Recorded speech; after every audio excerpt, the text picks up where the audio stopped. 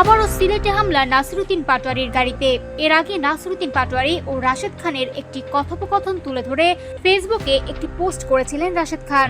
রাশেদ খানের দাবি অনুযায়ী বৃহস্পতিবার বিকেলে নাসিরউদ্দিন পাটোয়ারি তাকে ফোন করে অনুরোধ করেন যেন তিনি আর প্রকাশ্যে তার বিরুদ্ধে কোনো মন্তব্য না করেন। বিনিময়ে নাসিরউদ্দিনও তার বিরুদ্ধে কথা বলবেন না বলে জানান। জবাবে রাশেদ খান বলেন, প্রধানমন্ত্রী তার পরিবারের সদস্য এবং মন্ত্রীদের নিয়ে আপত্তিকর মন্তব্য করা বন্ধ করলে তিনি বিষয়টি বিবেচনা করবেন।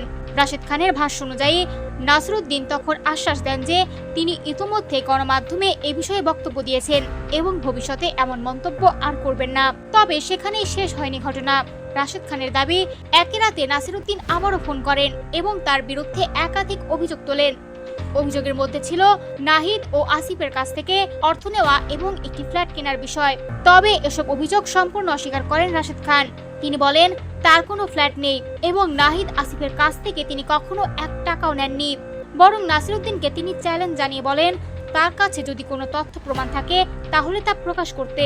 ফেসবুক পোস্টের শেষ অংশে রাশেদ খান লিখেছেন, প্রথম ফোন পাওয়ার পর তিনি ভেবেছিলেন নাসিরউদ্দিন হয়তো নিজের ভুল বুঝতে পেরেছেন এবং তাকে একটি সুযোগ দেওয়া উচিত, কিন্তু পরদিনই তিনি দেখতে পান সেই প্রতিশ্রুতি আর রক্ষা করা হয়নি। ফলে নতুন করে দুজনের বক্তব্যকে ঘিরে রাজনৈতিক বিতর্ক আরো তীব্র হয়েছে।